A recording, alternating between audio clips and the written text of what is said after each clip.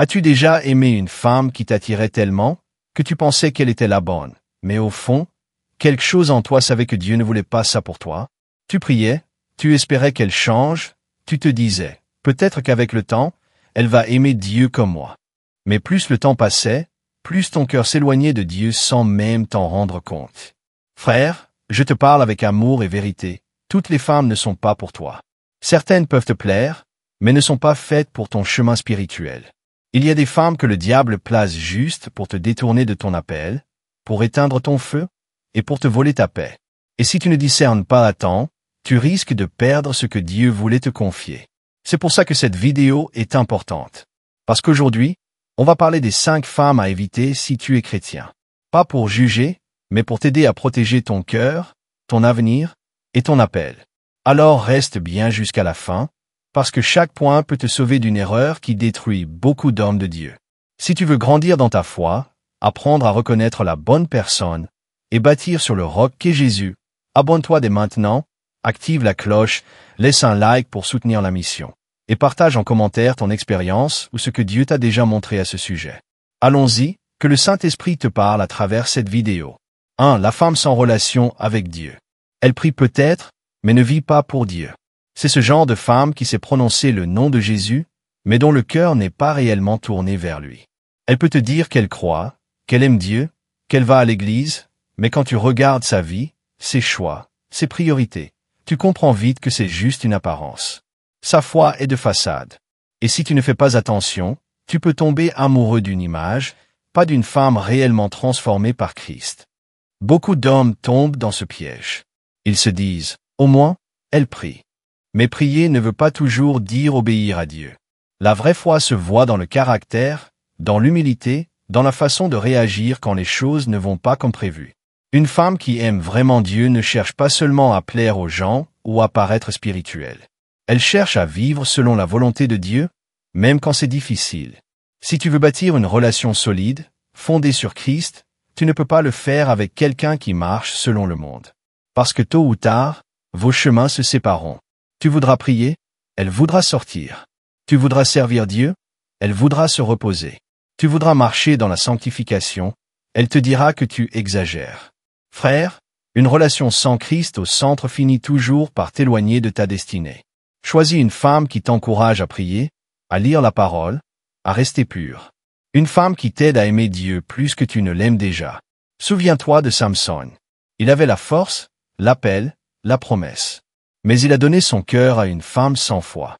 Et c'est là qu'il a tout perdu.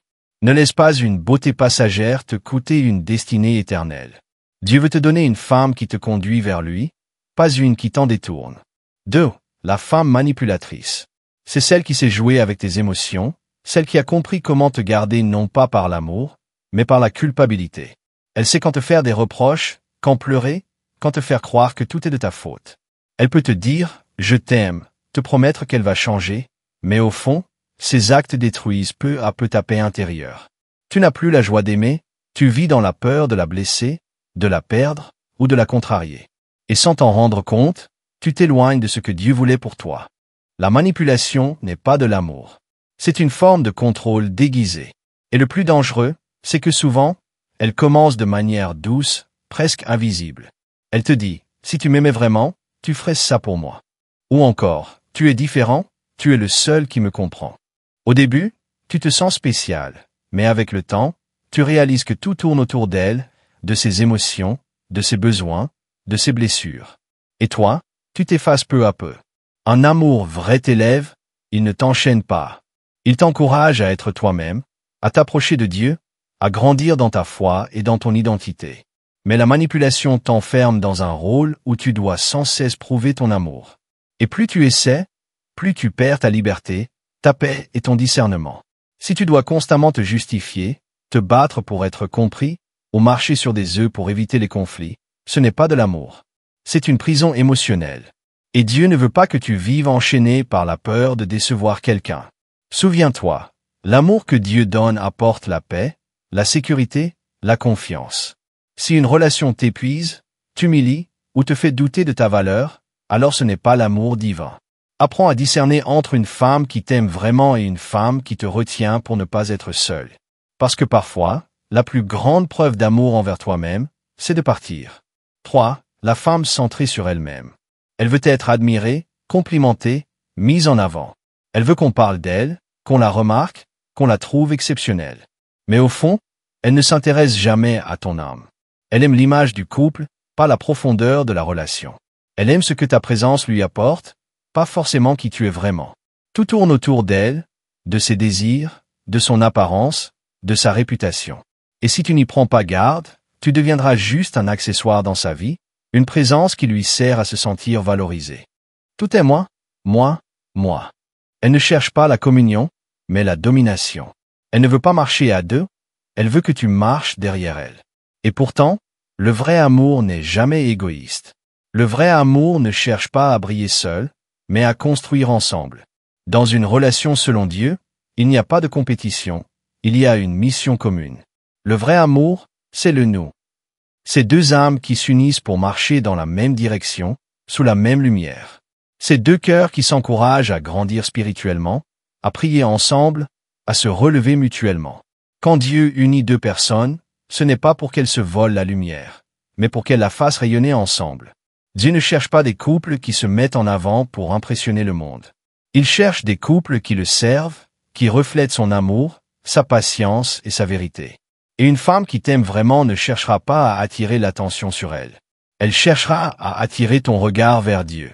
Une femme selon le cœur de Dieu prie pour toi quand personne ne la regarde. Elle intercède pour ta force, pour ta paix, pour ton appel. Elle ne cherche pas à être vue à tes côtés, mais à être un soutien silencieux et fidèle. Si tu veux une relation bénie, ne choisis pas celle qui aime être admirée, choisis celle qui aime te voir grandir dans le Seigneur. Parce que la beauté passe, mais une âme qui aime Dieu te portera toute une vie. 4. La femme blessée qui refuse la guérison. Tout le monde a un passé.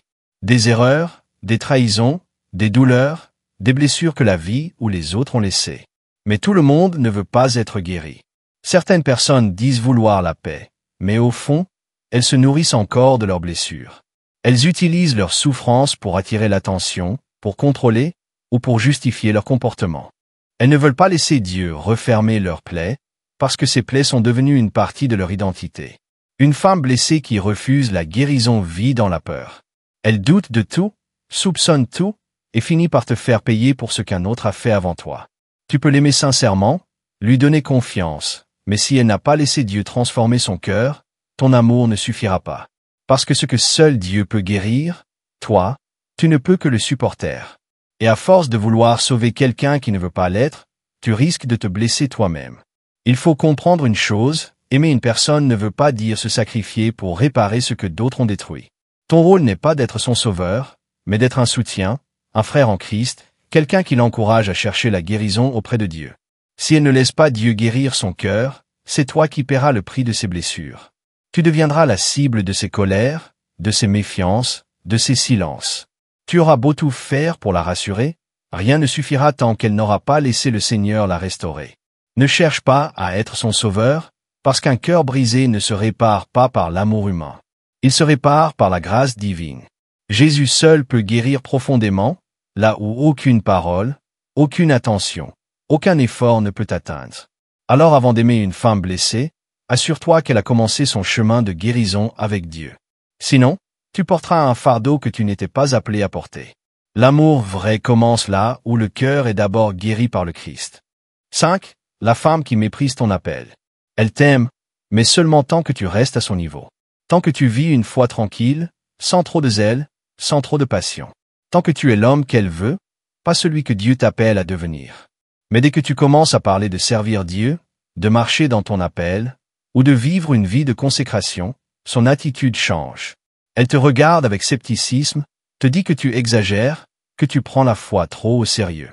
Au début, tu crois que ce n'est pas grave, que tu pourras la convaincre, qu'elle finira par te comprendre.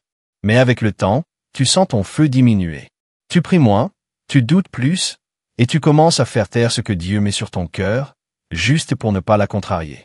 Sans t'en rendre compte, tu es en train d'éteindre la flamme que Dieu a allumée en toi. Frère, une femme qui méprise ton appel finira toujours par éteindre ton feu.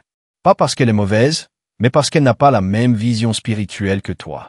Elle ne comprend pas ce que c'est que de marcher par la foi, d'obéir à la voix de Dieu, de renoncer à certaines choses pour le royaume. Et si tu insistes pour avancer avec elle, tu devras toujours choisir entre lui plaire et plaire à Dieu. Cherche une femme qui prie avec toi, pas celle qui se moque de tes prières. Une femme qui croit avec toi quand tout semble perdu, qui te pousse à rester fidèle quand tu veux abandonner. Une femme qui voit ton appel non comme une menace, mais comme une mission commune. Dieu ne t'a pas choisi pour être compris par tout le monde. Il t'a choisi pour marcher avec ceux qui partagent ta vision. Et dans le mariage, marcher à 200 accords spirituels, c'est marcher à contresens. Mieux vaut être seul dans la volonté de Dieu que mal accompagné en dehors d'elle. Choisis une femme qui t'encourage à servir, qui respecte ton feu et qui t'aide à le nourrir. Parce que si elle ne respecte pas ton appel, elle ne respectera jamais ton Dieu. Frère, écoute bien. Dieu ne veut pas simplement que tu trouves une femme belle à regarder. Il veut que tu trouves la bonne femme, celle qu'il a préparée pour toi depuis longtemps. Une femme qui t'aidera à aimer Jésus plus profondément, à garder la foi quand tout semblera s'écrouler, à rester debout quand la vie te bousculera. Ce n'est pas la beauté extérieure qui construit un foyer solide, c'est la beauté du cœur, celle qui vient d'une âme enracinée en Christ.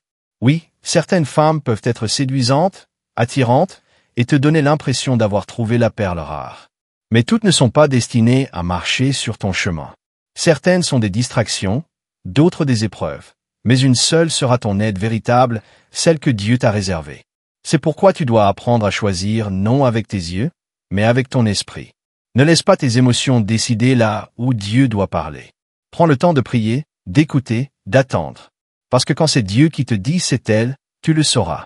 Il y aura une paix profonde, une confirmation intérieure, une harmonie spirituelle que rien ne pourra imiter. Si ce message t'a parlé, prends un moment pour t'arrêter et réfléchir à ce que Dieu veut vraiment pour toi. Abonne-toi à cette chaîne pour continuer à recevoir des messages qui t'aident à grandir dans ta foi et à mieux comprendre le plan de Dieu pour ta vie. Laisse un commentaire pour partager ce que tu en retiens et mets un like pour soutenir cette mission. Ensemble, avançons dans la vérité et la sagesse de Dieu.